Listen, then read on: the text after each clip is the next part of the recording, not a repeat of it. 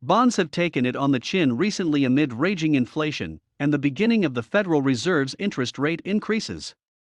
Consumer prices jumped 7.9% in the 12 months through February, a 40-year high.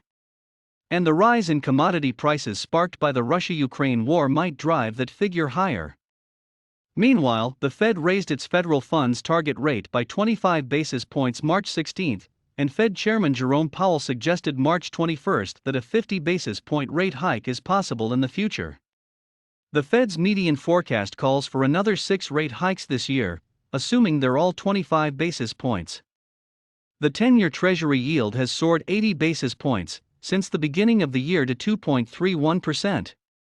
The Bloomberg Global Aggregate Index of bonds dropped 11% from its January 2021 high through March 22, the biggest decline since at least 1990, Bloomberg reports. That translates to an astounding loss of $2.6 trillion in market value, surpassing the $2 trillion decline of 2008, during the financial crisis.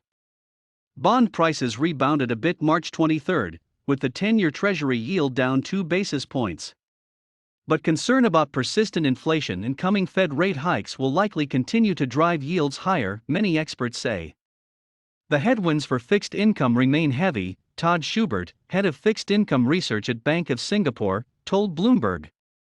Investors will need to recalibrate return expectations and be nimble to exploit market dislocations.